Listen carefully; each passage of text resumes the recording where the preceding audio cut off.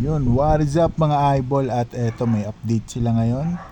Arena na Season 3. So mas mataas ngayon yung reward. So yung nakaraan sa top 1, 100k yung bigay. So ngayon 200k ang bigay. So siguro sa pataas ng pataas din to kasi Tier Master tayo ngayon Season 3. So tingnan natin kung makapasok tayo sa higher rank sa susunod na Season 4. So doon daw yata USDT na yung reward. At yung sa champion tier, solid yung reward 500 USD yung sa top 1. Siguro sa next season, baka season 4, sana makapasok tayo dyan sa champion tier para meron tayong pag-asa makakuha ng USDT.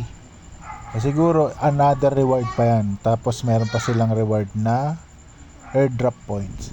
At dito na PvP Arena Season 3. So this season, the top 10 player in the champion tier will split 1,100 USDC. At Arena update, losing a match won't deduct points anymore. So your points will only increase when you win. So sa talo rin ata, kahit sa yung nasa defense mode ka, wala na ring bawas. So let's the battle begin. So puro paakyat lang ang ating points ngayon.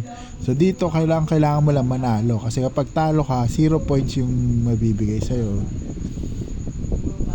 So ngayon base na to per win, kasi yung nakaraan kapag natatalo mo yung top 1, bababa yung tier niya kasi bumababa yung points niya. So ngayon, kahit matalo mo siya, hindi bababa. Halimbawa kasi yung nakaraan, kahit mababa yung, halimbawa nasa top 10, natalo niya yung top 1. So nagsha-shuffle yung defense, pwede mong matalo yun.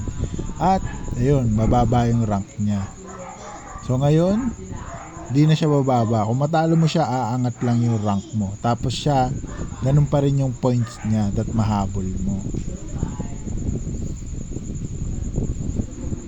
So ito yung group sa champion, 183 lang yung maglalaban ngayon na player. Ayan. Yan, dito yung may reward na USDT sa champion. Tapos sa master naman 16 group, 3,203 player, 320 yung na promote. So ayan, tapos platinum. So 315,000 yung naglaro ng arena na itong season 2. Itong season 3 yun, makikita natin sa susunod.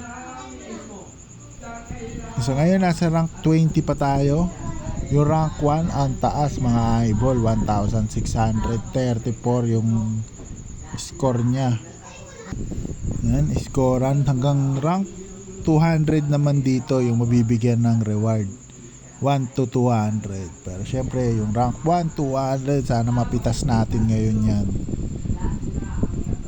Dito mag-adasal muna tayo, makakuha tayo ng black hole sa pang-upgrade kapag meron na tayong materials. So yun, malas mga eyeball. Sa 500 wala tayong nakuha ang black hole. So ang pinaka nakuha lang natin Phoenix, 2. Siyempre yan, yung samurai, pero ito kasi yung tatlo hindi na natin masyadong kailangan. Samurai, Superman, tsaka mermaid. So pinakailangan din natin i-stock unicorn, phoenix, tsaka dragon.